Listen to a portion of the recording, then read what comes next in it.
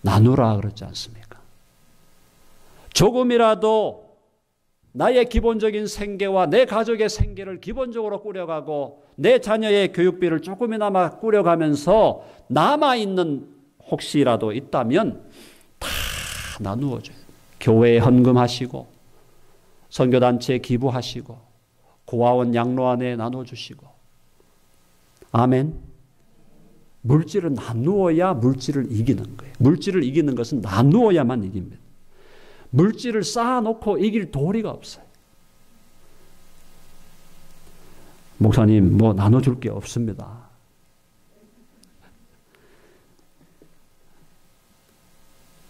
그래도 단돈 1불이라도 나누십시오. 1불이라도. 나누는 게 그 나눔을 시작하는 게 중요합니다. 아멘 하십니까? 1불도 못 나누시겠어요? 1불도 없으세요?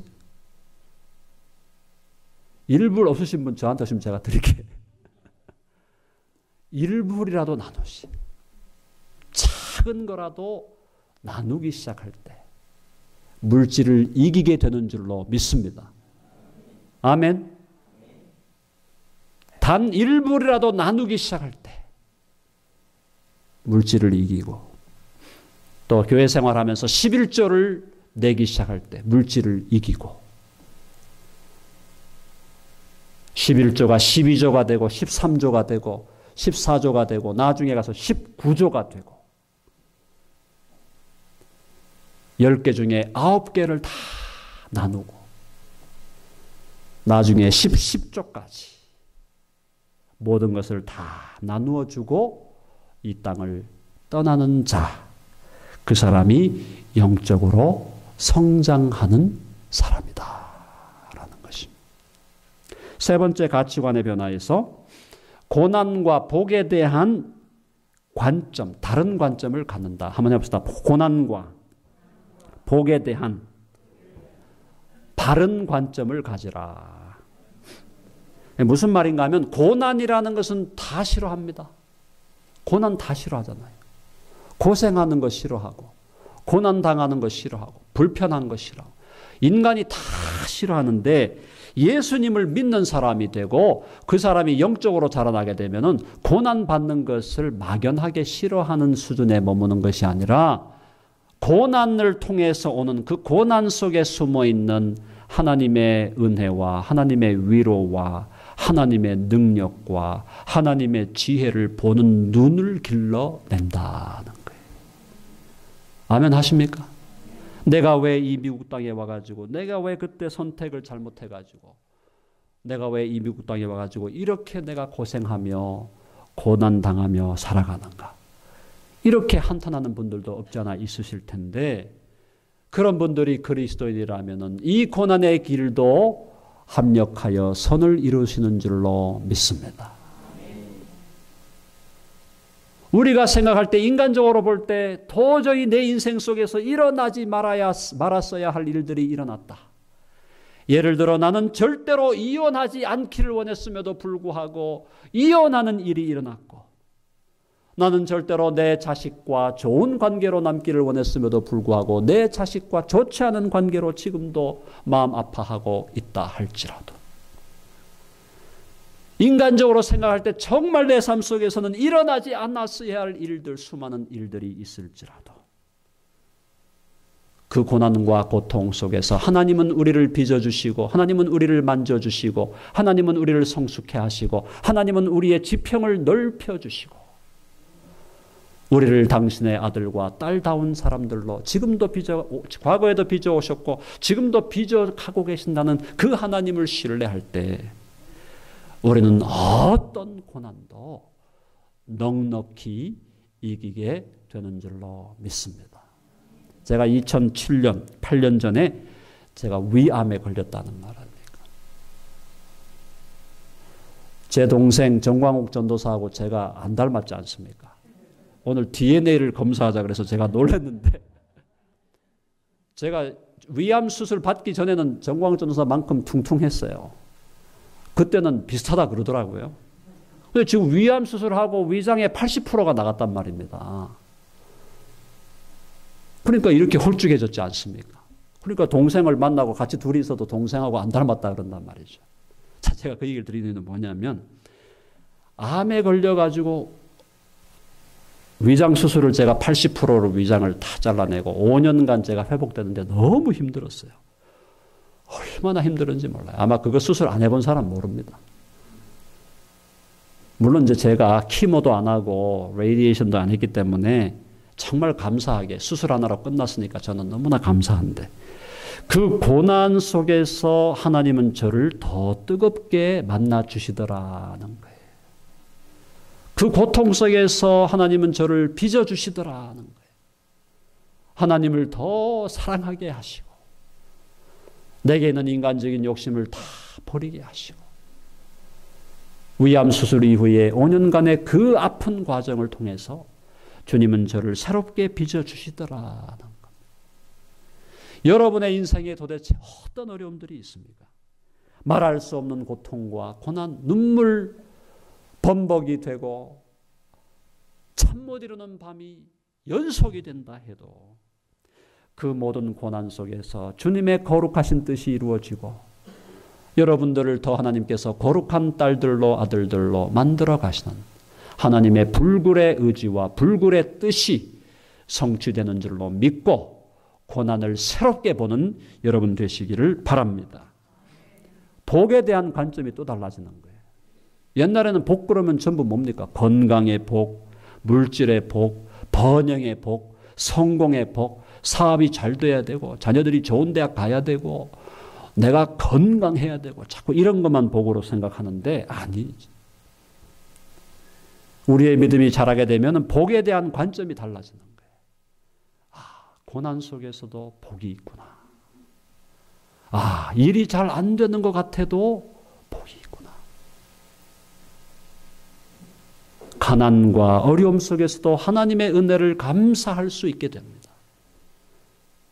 아, 내가 받은 진정한 복은 이 땅에 있는 건강과 번영의 복이 아니라 예수님 안에 있는 신령한 복이구나. 하나님 나라의 복이구나.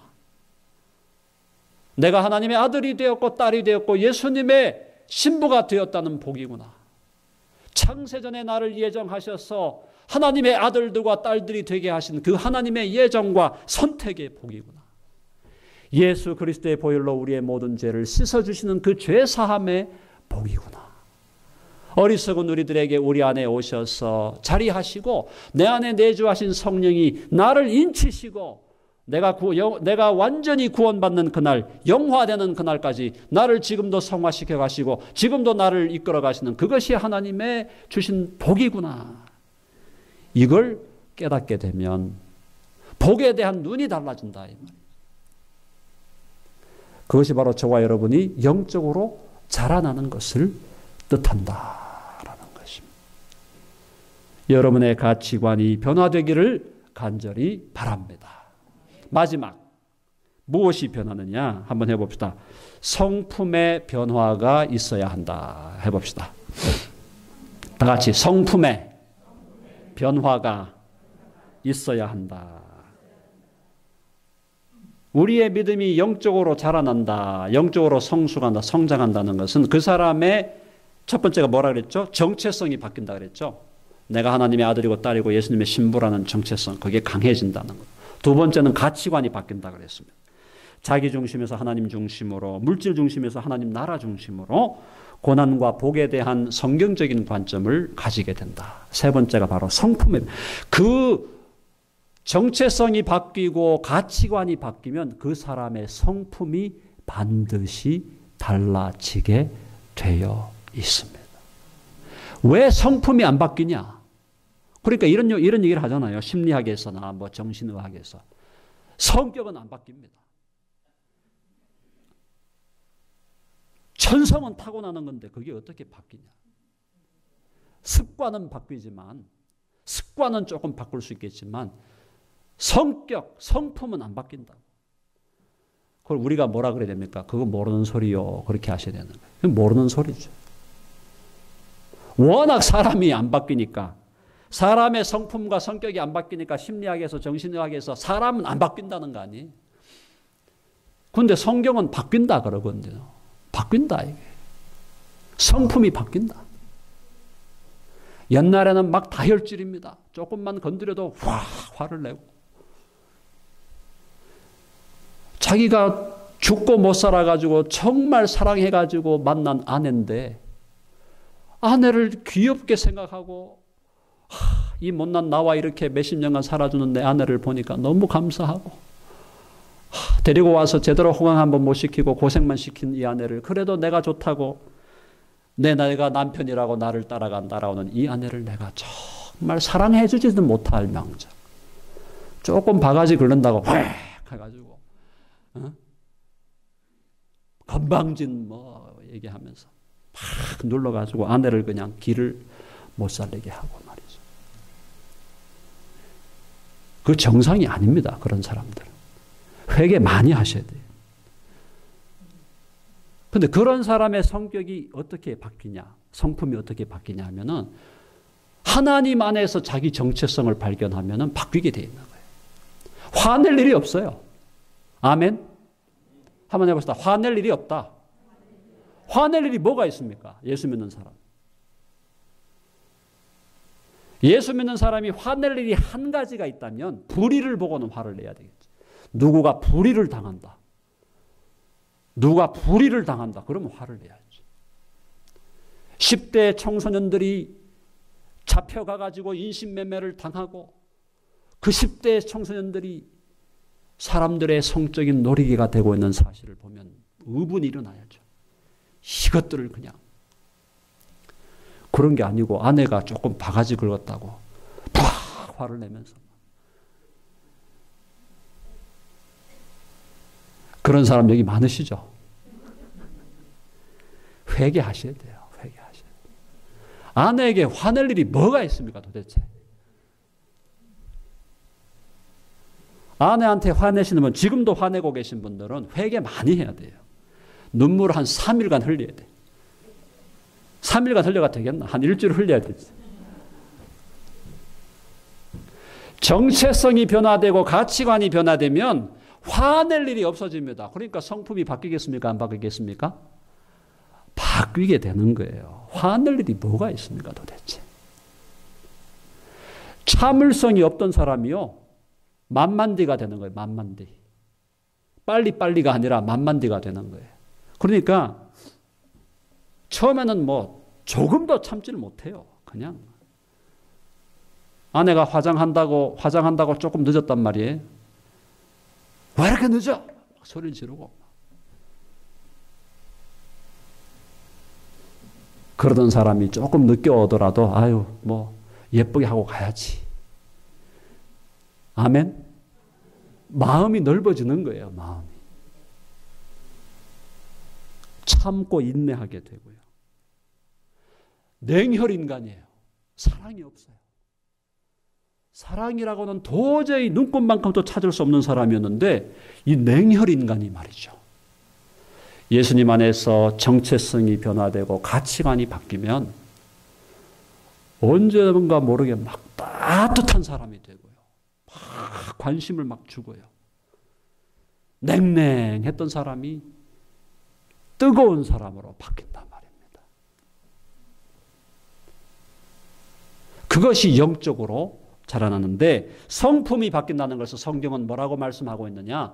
갈라디아서 5장 22절에서 뭐라고 22, 23절에서 뭐라 그랬어요? 오직 성령의 열매는 뭐라 그랬습니까? 성령의 열매는 사랑과 희락과 기쁨, 화평과 오래 참음과 자비와 양선과 충성과 온유와 절제다.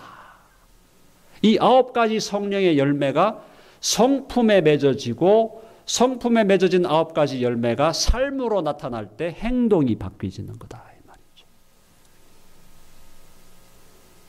예수님을 믿는 사람들에게 성령의 열매는 반드시 맺어지게 되어 있고 맺어져야 하는 겁니다. 아멘. 왜? 성령이 그 안에 살아계시는데 성령님께서 그 안에 살아계신 그 사람의 성품 속에서 성령의 열매가 맺어지는 것은 너무나 당연한 것이고 반드시 그래야 된다는 것이다. 우리가 그럼 왜 성령의 열매를 맺지 못하나? 왜 우리의 삶 속에 성품의 열매가 나오지 않냐고? 우리의 삶 속에 행동의 열매가 나오지 않느냐? 정체성이 바르게 안 잡혀 있고 가치관이 지금 아직도 물질적인 가치관, 세속적인 가치관, 인간적인 가치관, 자기 중심의 이기적인 가치관으로 머물러 있기 때문이다. 내가 하나님의 아들이요 하나님의 딸이며 나는 모든 만물을 주님께서 내게 주셔서 만물을 소유한 자가 되었고 나는 예수 그리스도의 신부로서 예수 그리스도가 나를 미친 듯이 사랑하고 계신다는 사실, 변함없이 나를 사랑하시고 끝까지 나를 사랑하시고 나는 예수님을 날마다 배반하고 순간마다 배반하고 배신할지라도 나의 신랑 되신 예수 그리스도는 나를 절대로 버리지 아니하신다. 그런 것을 깨닫고 그런 것을 자꾸 확인하게 되면 그리고 가치관이 바뀌고 물질이 아니고 하나님의 나라가 중요하고 내가 아니고 하나님의 이름과 영광이 중요하고 그리고 고난 속에서도 우리는 즐거워하고 기뻐하고 감사할 수 있고 또 세상적인 복을 혹시 못 받았더라도 하늘에 속한 신령한 복을 나는 받아 풍성하게 누리는 사람이 되었다는 그것을 실제로 마음으로 믿는다면 그 사람은 반드시 성품이 변화하게 되어 있다는 것. 저와 여러분에게 아직도 성품의 변화가 없다면 신앙생활을 수십 년 했음에도 불구하고 내 안에 아직도 마음속에 기쁨이 내 마음을 지배하지 못하고 끊임없이 마음속에 계속해서 마음속에 염려와 근심과 불안과 걱정이 가득하다면 다시 주님을 만나셔야 된다. 너희가 첫사랑을 버렸느니라. 주님과의 첫사랑을 회복하고 주님 안에서 바른 정체성을 확인하고 가치관을 가지고 그렇게 하게 되면 저와 여러분의 성품은 반드시 바뀌고 저와 여러분의 행동도 반드시 바뀌게 되어 있다. 이제 마지막 말씀을 결론 내리겠습니다. 사도 베드로는 오늘 말씀을 통하여 저와 여러분에게 예수님의 사도로서 예수님께 영감을 받아 우리에게 예수님의 말씀을 전해주면서 너희에게 내가 마지막으로 남기고 싶은 말이 있다면 주님 오시기 전까지 주 예수 그리스도의 은혜와 그를 아는 지식에서 멈추지 말고 스탑하지 말고 날마다 자라가라. 성장하고 성숙하고 건강하게 자라라. 하나님께서 그 자라남의 메커니즘과 자라남의 내용과 결과를 우리에게 말씀해 주셨으므로 우리 이 말씀을 믿고 의지함으로 저와 여러분이 주님이 저와 여러분을 부르시기 전까지는 계속 자라야 된다. 여러분 믿으시고 계속 자라나는 축복 중에 축복을 여러분 누리실 수 있기를 간절히 바랍니다. 그래서 한빛교회가 날마다 성장하는 교회, 날마다 성숙하는 교회, 날마다 자라는 교회, 그래서 숫자까지도 날마다 더해지는 교회. 그래서 하나님과 사람 앞에 칭찬받는 교회로 우뚝 설 수 있기를 간절히 바라고 기도합니다. 네, 기도하십시다. 하나님 아버지, 오늘 주의 말씀을 통하여 하나님의 마음이 우리를 향하여 우리의 영혼이, 우리의 믿음이 자라나는 것을 하나님 아버지께서 기대하시고 바라시고 또 그렇게 자라도록 하기 위해서 우리에게 필요한 모든 것들을 채워주신다는 것을 말씀을 통하여 확인하게 하심을 감사합니다. 그동안 저희들 자라지 못했습니다. 그동안 저희들 성숙하지 못했습니다. 성장하지 못했습니다. 과거의 우리의 허물과 잘못을 주여 이제 용서하여 주시옵소서. 이제부터라도 자라고 싶습니다. 이제부터라도 자라야 하겠습니다. 아버지 하나님, 저희들에게 영양가 있는 말씀, 영의 양식을 풍성히 먹여 주시옵소서. 그리고 우리의 영혼의 어머니인 교회를 사랑하게 하여 주시옵소서. 필요한 모든 것들을 공급해 주시고 우리의 정체성의 변화가 있게 하시고 우리의 가치관이 바뀌게 해 주시고 그래서 우리의 성품과 행동이 변화되게 하여 주시옵소서. 예수님의 이름으로 기도하옵나이다. 아멘.